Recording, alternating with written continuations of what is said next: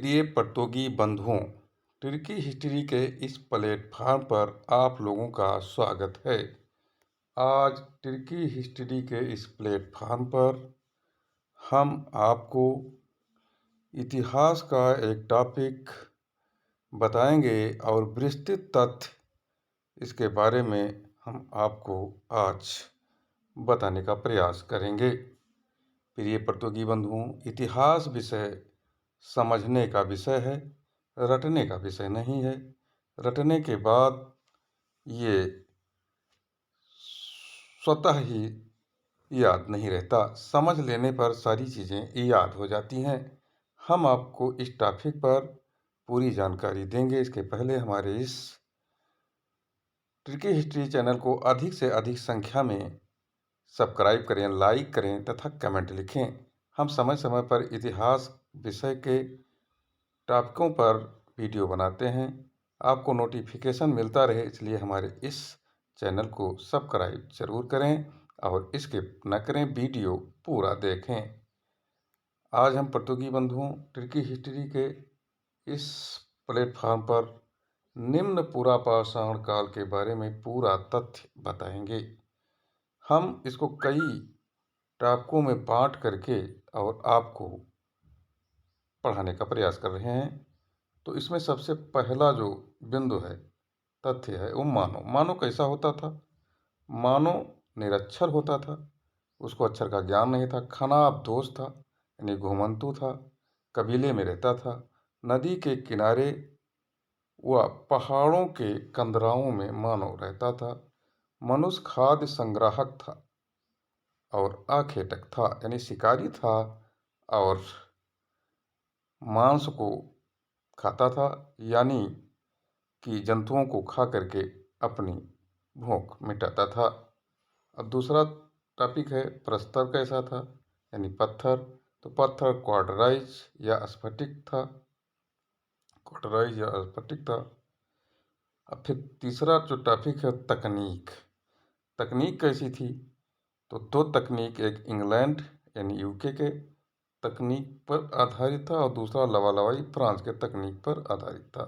UK का जो तकनीक था वो बड़ा भाग पेबल कहलाता था, यानी पत्थर को तोड़ने के बाद जो बड़ा भाग रहता था उसे कोर कहते थे। ये कोर संस्कृति भी कहलाता है। लवालवाई जो था वो उसमें से जो तब जब दो पत्थर आपस में टकराते थे, तोड़ा जाता था तो छोटा भाग निकलता था, उसे फालक कहते थे। और तो निम्न पुरापाषाण काल में कोर संस्कृति यानी कोर पत्थर, पेबल का कोर जो पत्थर था उससे औजार बनाए जाते थे।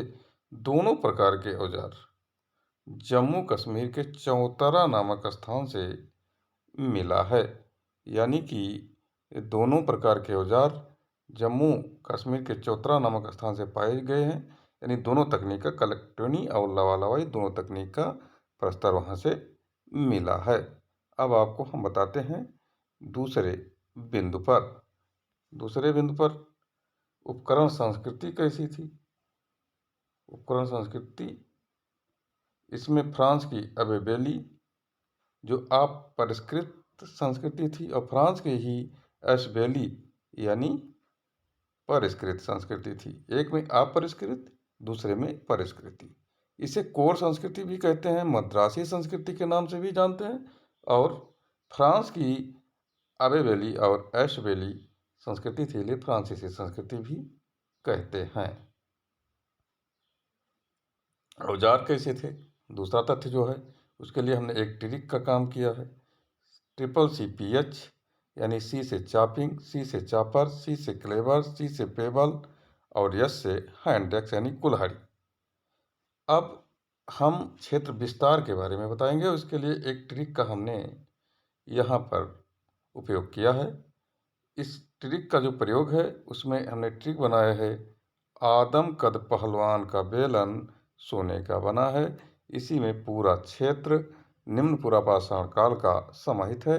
हम आपको आगे बताते हैं। प्रतियोगी बंधुओं, इतिहास विषय ये समझने का विषय है। ट्रिकी हिस्ट्री के इस प्लेटफॉर्म पर अब हम आपको ट्रिक के माध्यम से पहला जो ट्रिक है आदम कद, यानी होशंगाबाद जिले में आदमगढ़ के पास नर्मदा नदी घाटी के हथनौरा नामक स्थान से अरुण कुमार सोनकिया ने 1982 में 30 वर्षीय युवती का निम्न पुरापाषाणकालीन कपालखंड खोजा था। फिर दूसरा जो ट्रिक का अक्षर है पहलवान, यानी पहलवान के मतलब पहलगाम, जम्मू कश्मीर के पहलगाम क्षेत्र से इसको लिया गया है और ये सोहन नदी घाटी के क्षेत्र में 5 वेदिकाओं के मिलने का साक्ष्य प्रस्तुत करता है। ये निम्न पुरापाषाण काल की वेदिकाएं थीं, जिसमें प्राक सोहन पहली वेदिका, पहला जो प्राक सोहन है इसमें कोई वेदिका नहीं मिलती है। प्रारंभिक सोहन में प्रथम वेदिका मिलती है और फिर उत्तर सोहन में द्वितीय वेदिका,